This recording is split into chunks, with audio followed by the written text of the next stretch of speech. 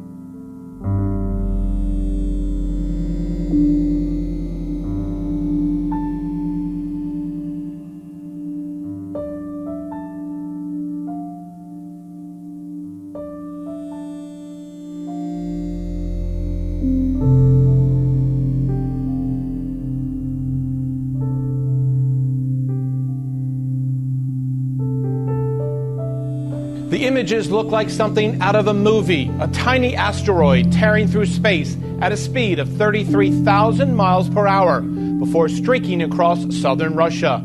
Cameras caught sight of the white trail as it headed across the sky. And then this.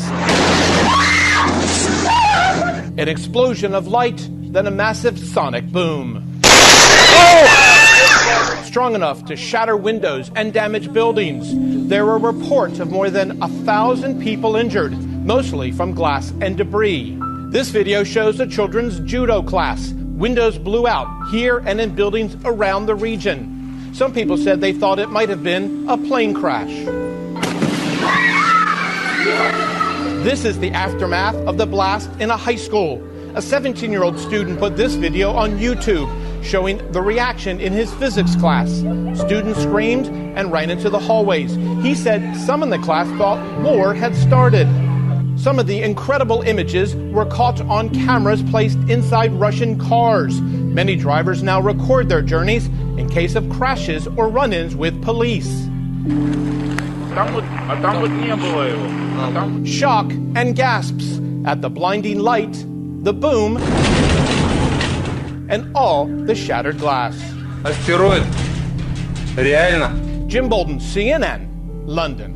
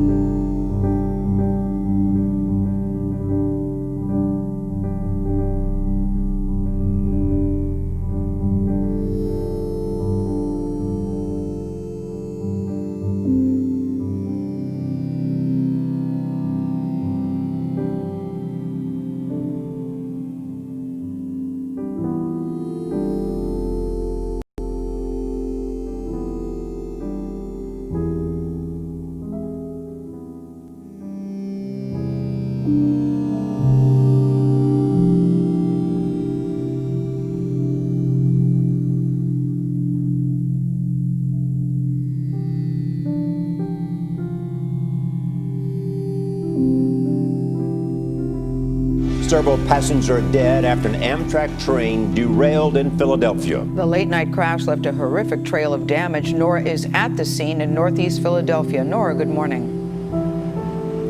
Good morning. Yeah, we got here in the middle of the night, and we should tell you that rescue crews have been here all night. They're actually searching for anyone trapped inside the wreckage along with dogs. The cause of this crash is still unknown, but authorities say there's no sign of terrorism at this hour. Survivors tell us it happened almost without warning. 6 people are confirmed dead this morning. 8 others are critically injured. Officials say more than 140 people were treated at area hospitals. There were 243 people aboard. Philadelphia's mayor says that some passengers are not accounted for. Now, this crash happened at about 9:30 p.m. local time as the train entered this curve. It's in an area called Frankfurt Junction, and that is about 5 miles northeast of downtown Philly. I was actually just on that curve taking a look at it. Chris Van Cleve is also here with details of what happened to this New York-bound train. Chris, good morning. Good morning. This train never made it to New York. It met a violent end just over there, past all of the emergency vehicles and a white building. That is where the train ended up. It met a violent end. People inside describe being thrown around. We know several people are dead, many, many more injured, and there are a lot of questions this morning about how this all happened. Keep crawling, okay? Where am I crawling to? From inside Amtrak train 188, hundreds struggled to escape the wreckage. As the train approached a long curve in northeast Philadelphia, witnesses say it started to shake violently.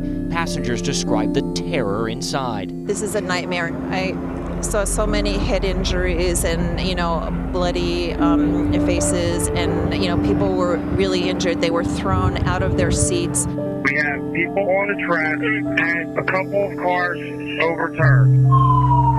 Hundreds of first responders arrived on scene, many using flashlights to search for anyone trapped under the twisted mess of metal debris. Over 100 were injured, several taken to the hospital in critical condition. I've been down on the tracks on the scene with my staff. It is an absolute disastrous mess. Never seen anything like this in my life. All 7 of the train cars came off the track, the front car landing several yards away from the rest of the train, giving some indication as to how violent this derailment was. A lot of people were just in shock. They couldn't believe what was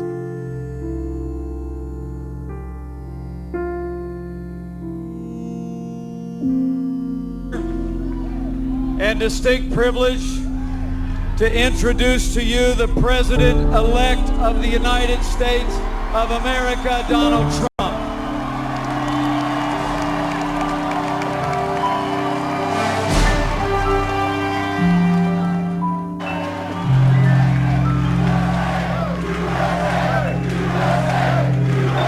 Thank you.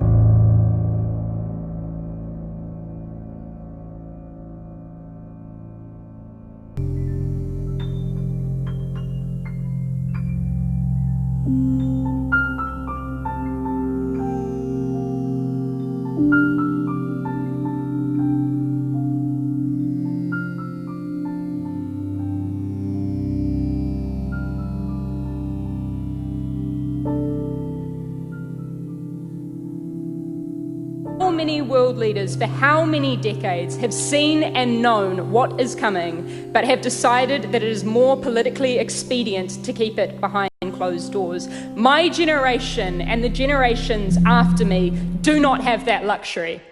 In the year 2050, I will be 56 years old. Yet, right now, the average age of this 52nd Parliament is 49 years old. Okay, Boomer. Current political institutions... This is all wrong.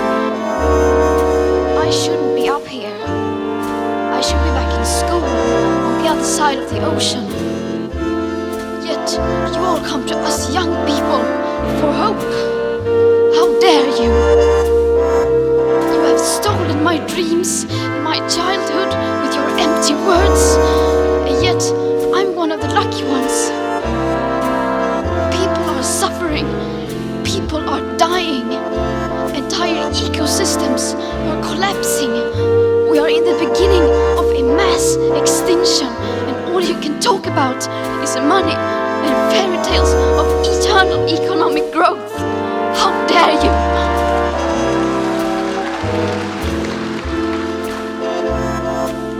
For more than 30 years, the science has been crystal clear.